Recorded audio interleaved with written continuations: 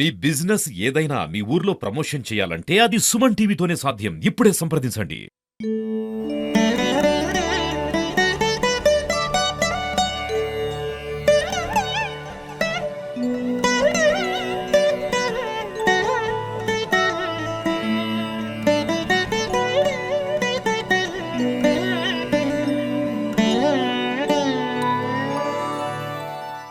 నమస్కారం అండి, welcome to Suman TV. ఈరోజు మనం బాన్స్వాడ చైతన్య కాలనీలో ఉన్న శ్రీ సాయి శక్తి గణేష్ మండలి చైతన్య కాలనీలో ఉన్నాం బాన్స్వాడలో. అయితే ఇక్కడ బాన్స్వాడ అనేసరికి మనం ఒకటి స్పెషల్గా చెప్పుకోవచ్చు.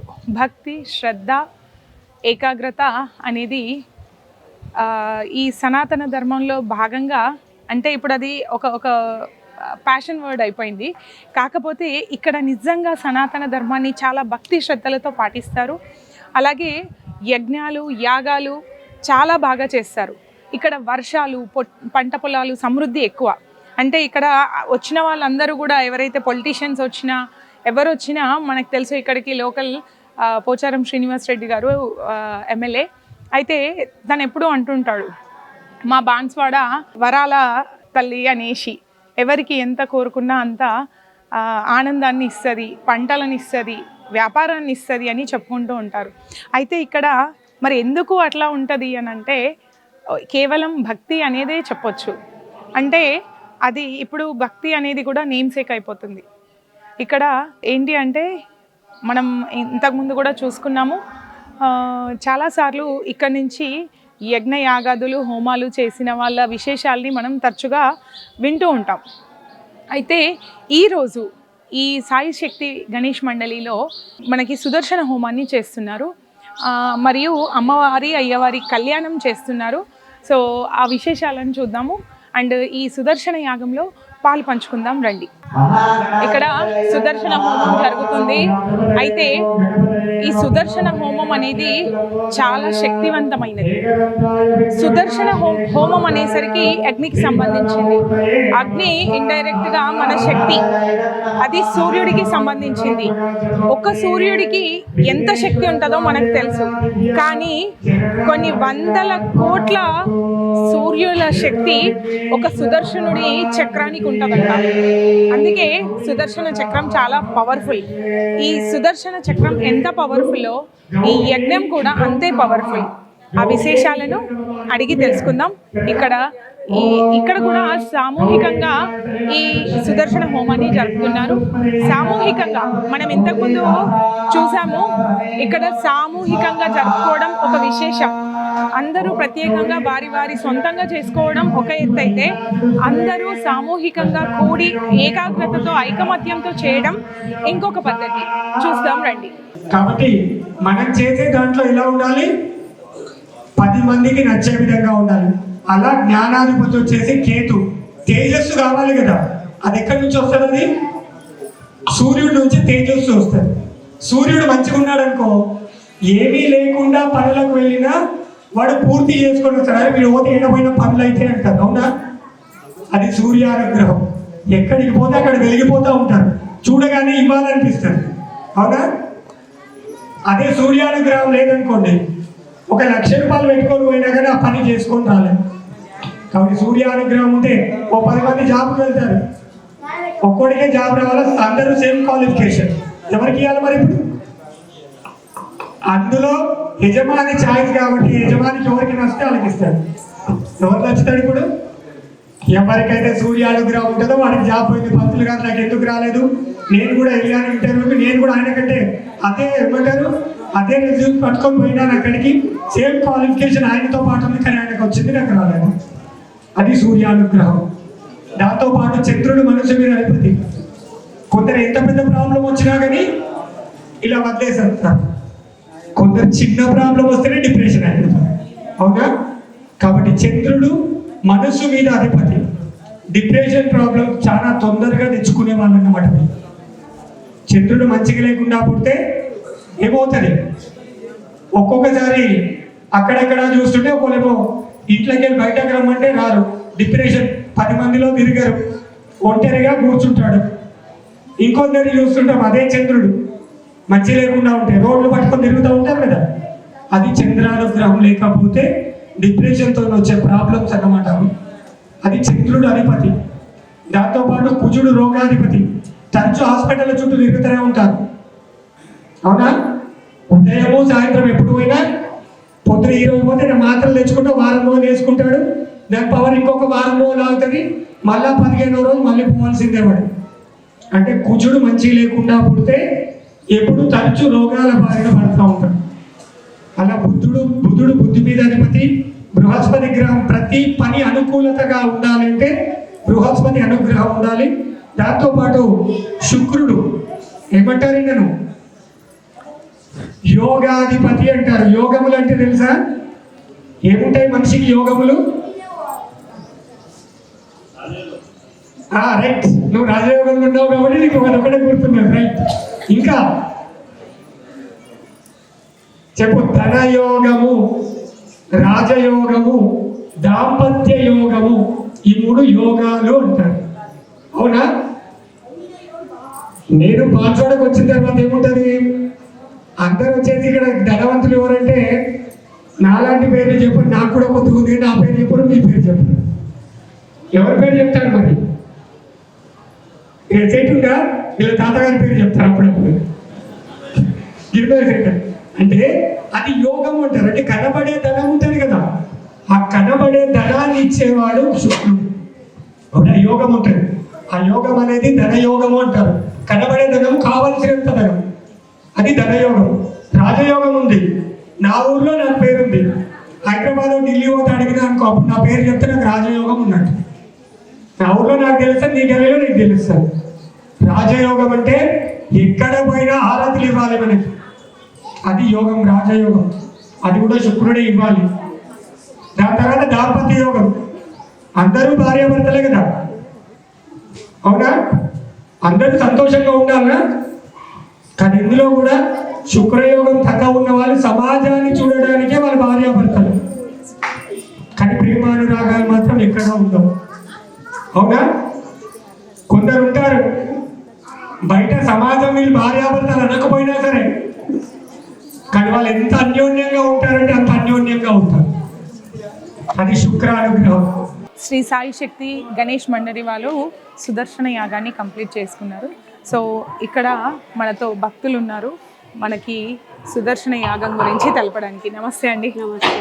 సో ఇవాళ సుదర్శన యాగం చేసుకున్నారు, చాలా బాగా అనిపించింది. అందరూ చక్కగా గుండ్రంగా కూర్చొని హోమగుండం చుట్టూ. కానీ యాగం అనగానే ఒక 4 జంటలు, 2 జంటలు, 3 జంటలు చూస్తాం. కానీ ఇక్కడ మరి 25 జంటలు ఈ యాగంలో పాల్గొన్నారంట. మరి ఏంటి ఈ యాగానికి విశిష్టత? ఈ సుదర్శన యాగానికి ప్రత్యేకత ఏంటంటే, మనము ఐకమత్యంగా చేస్తే మనకు చాలా ప్రత్యేకంగా మనకు ప్రదర్శనం చూపిస్తాడు దేవుడు, బలాన్ని ఇస్తాడు. ఐకమత్యం చేయడం వలన మనకు ఫలితాన్ని ఎక్కువగా కలిగిస్తాడని చెప్పేసి మేము నమ్మకంతో సామూహికంగా ఉండాలని మేమందరం అనుకొని 25 జంటలు మనము సుదర్శన యాగం చేసుకున్నాము. ఓకే, చాలా బాగా అనిపించిందండి. నేను చూశాను, ఆల్మోస్ట్ 3 అవర్స్ పైన కూర్చొని చాలా ఓపిక్గా అంత ఎనర్జెటిక్గా చేసిర్రు. ఆ దేవుడి దీవెన, ఈ యాగ ఫలం మీకు ఖచ్చితంగా కలగాలని కోరుకుంటున్నాం. Thank you. మనతో ఇంకొకరు ఉన్నారు. ఈ గణేష్ మండలి గురించి చెప్పడానికి శ్రీ సాయి శక్తి గణేష్ మండలి గురించి వివరణ ఇస్తారంట. నమస్తే అండి.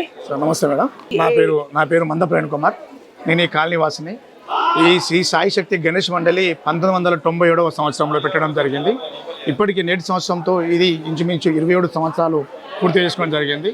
27 సంవత్సరాల్లో మా బాన్స్వాడ మండలంలోనే ఒక క్రమశిక్షణతోటి, ఒక సిస్టమేటిక్ తోటి ఎప్పుడు కూడా పూజలు జరిపే గణపతి ఏదైనా ఉందంటే అది మా సాయి శక్తి గణేష్ మండలి.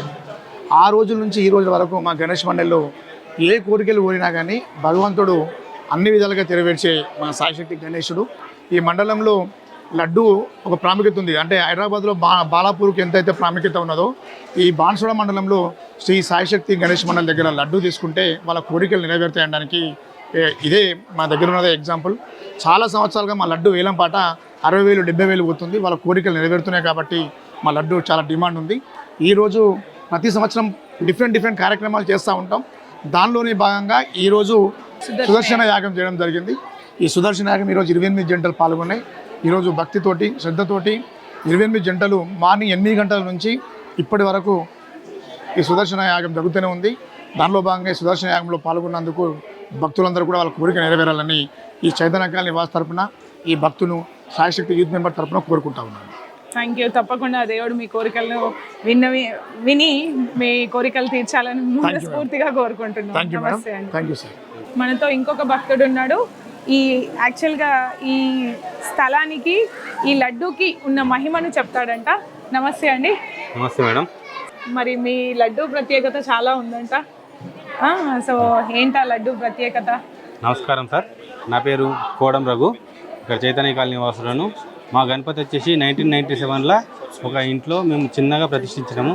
దాని తర్వాత ఇక్కడ గవర్నమెంట్ స్థలంలో దినదినాభివృద్ధిగా చెందుతూ ఫస్ట్ షెడ్ను మామూలుగా వేసుకొని తర్వాత దీన్ని ఇప్పుడు పర్మనెంట్ షెడ్గా మార్చి చేసి ఇప్పుడు ఎంత వర్షం వచ్చినా ఏదొచ్చినా కూడా ఎటువంటి ఆటకం జరగకుండా రోజు ప్రతినిత్యం 2 సార్లు పూజలు చేస్తూ రోజు సాయంత్రం కూడా అందరు ఆడవాళ్ళు కానీ మగవాళ్ళు కానీ ఇక్కడికి వచ్చి చిన్నపిల్లలు కూడా ఇక్కడికి వచ్చి దాండియా ఆడుతూ ప్రతినిత్యం పూజలు చేస్తూ ఉంటారు.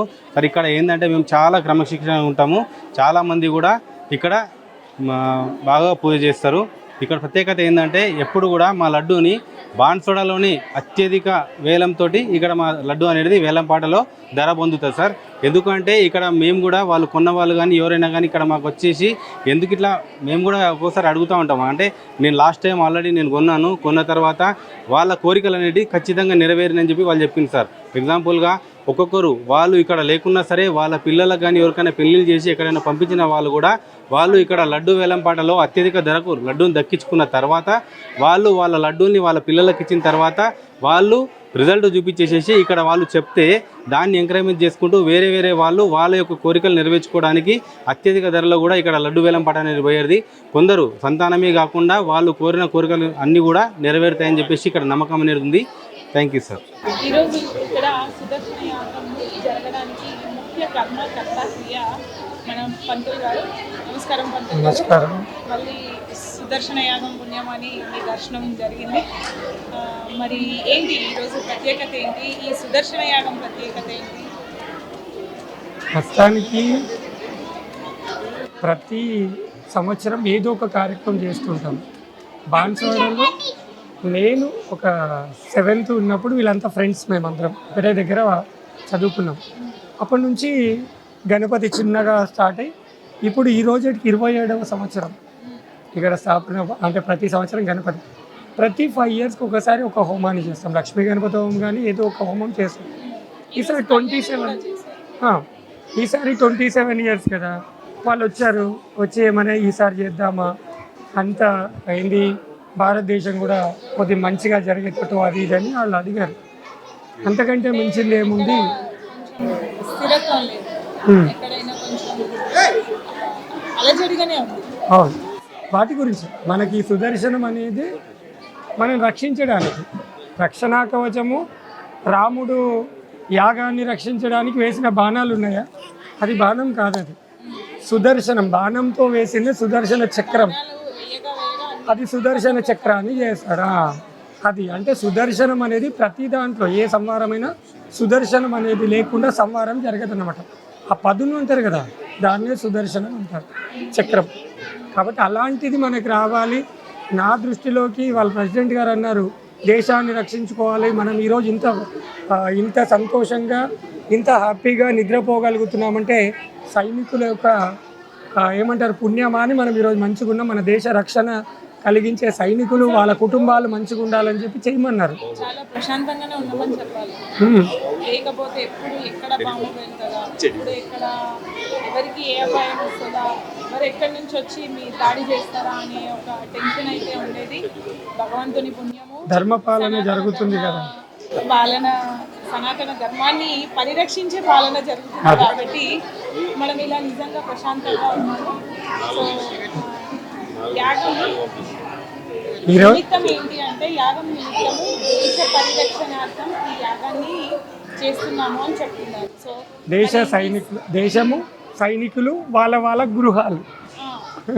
అదే అండి, అసలు నిజంగా మనము సైనికులు అంటాం, కానీ ఆ సైనికులు అక్కడ వెళ్ళి ఎంత కష్టపడతారో వాళ్ళని అక్కడికి పంపించిన ఫ్యామిలీస్ అంతకంటే కష్టపడతాయని చెప్పాలి. వాళ్ళు ఏ రోజు ఏ వార్త వింటామో అనే ఒక భయంతోనే ఉంటారు. అది యుద్ధం ఉన్నా లేకపోయినా వాళ్ళకి అది ఒక ప్రతిరోజు ఛాలెంజ్ అనే చెప్పాలి. వాళ్ళ ఫ్యామిలీస్ వాళ్ళ కుటుంబాల పరిరక్షణార్థం కూడా దేశ కళ్యాణాన్ని దృష్టిలో పెట్టుకొని ఈ యాగాన్ని చేశారంట. మరి ఈ యాగం యొక్క సందర్భాన్ని గుర్తు చేస్తూ మాకు ఒక విషయాన్ని చెప్పాలి మీరు. యాగానికి ముందు చెప్పాను కదా, మనం ఈరోజు ప్రశాంతంగా ఉన్నాం, వాళ్ళేమో చలిలో ఉన్నారు, -15 డిగ్రీలో ఉన్నారు. వాళ్ళందరూ వాళ్ళ ఫ్యామిలీని వదిలేసి మనం రక్షించడానికి వాళ్ళు పోయి అంత కష్టపడుతున్నారు. వాళ్ళు అక్కడ సుఖంగా ఉంటేనే, వాళ్ళు సంతోషంగా ఉంటేనే, వాళ్ళు మనం రక్షిస్తేనే మనం ఈరోజు ఈ స్టేజ్లో మనం ఇంత కూర్చొని మనము ఉండడానికి కారణం. కాబట్టి ముందు మనం అనుకున్నది వాళ్ళని రక్షించడానికి, వాళ్ళ ఫ్యామిలీని రక్షించడానికి. వాళ్ళని రక్షించుకుంటే మనం ఈరోజు ఇక్కడ రక్షించుకున్నట్టే. దాంతోపాటు ప్రతి గృహము ఒక సుదర్శన చక్రంతో వాళ్ళకి ఎప్పుడూ కాపాడుతూ ఉండాలి. చేసే యజ్ఞం ఎప్పుడు కూడా ఆ సుదర్శనం మన చుట్టూ తిరుగుతూ కాపాడుతుందట. కాబట్టి మనం చేసిన ఈ యజ్ఞము ప్రతి ఇంటిని, ప్రతి దేశాన్ని, మన దేశాన్ని, మన రక్షణ చేస్తున్న సైనికులను ఇవన్నీ కాపాడాలన్న ఏకైక ఉద్దేశంతో ఈరోజు ఈ సుదర్శన హోమాన్ని నిర్వహించడం జరిగింది. అదేవిధంగా ఏదైనా పదునది తిరుగుతుంది అంటే దానికి దగ్గరికి రావడానికి ఏది సాధించారు. ఎంత బలవంతులైనా అది ఆగితేనే దాన్ని ప్రయత్నిస్తారు తప్ప తిరుగుతున్నప్పుడు ఎవరు ప్రయత్నించారు. అయితే ఇదొకటి చెప్తారు, సూర్యుడు అనేది బలానికి చేసే యాగంలో చెప్పకుంటే వాళ్ళకి సూర్యానుగ్రహం అనేది ఉంటే తేజస్సు అనేది వస్తుంది. ఒక సూర్యుడికి సేవించడం వల్ల వచ్చే మన తేజస్సు మన అపారమైన పనులకు ఉపయోగపడుతుంది. ఏ పని చేసినా మన తేజస్సు నుంచే మనం పనులు చేసుకోగలుగుతాం. అలాంటిది సుదర్శనం అనేది కోటి సూర్యుల కాంతితో మనం చేసే సమానం ఇది. కాబట్టి ఒక సూర్యుడి అనుగ్రహం ఉంటేనే మనం ఇంత తేజస్సు పెరిగితే, ఒక సుదర్శన హోమాన్ని చేసే కోటి సూర్యుల తేజస్సు మనకు వస్తే మనకి ఇంకెంత దృఢమైన విశ్వాసం కలుగుతుంది, ఎంత తేజస్సు పెరుగుతుంది, ఎంత ఆత్మవిశ్వాసంతో మనం ముందరికెళ్ళగలుగుతాం. కాబట్టి మన రక్షణార్థం, మన తేజస్సు పెరగడానికి, మిగతా మన అందరం కూడా మన దేశాన్ని రక్షించడానికి లోక కళ్యాణార్థమై నిర్వహించిన ఏకైక హోమం ఈరోజు ఆ సుదర్శన యాగం. ధన్యవాదాలండి. Thank you. మీకు కూడా ధన్యవాదములు. చాలా రోజుల తర్వాత మళ్ళీ మీరు ఇక్కడికి వచ్చి మాకు కలవడము, మేము మళ్ళీ సుదర్శన టీవీలో ప్రవచనం, సుమన్ టీవీలో ప్రవచనం చెప్పడము సంతోషకరమైన వాతావరణం. ఈరోజు ఈ సాయి శక్తి గణేష్ మండలి పూజ, కళ్యాణ కార్యక్రమం అండ్ హోమం. సో వీళ్ళు తలపెట్టిన కార్యం నిజంగా దేశానికి సంరక్షించే వాళ్ళందరినీ వెళ్ళాలని, వాళ్ళ ఆ ఫలితం అందరినీ దక్కాలని కోరుకుందాం. ధన్యవాదాలు.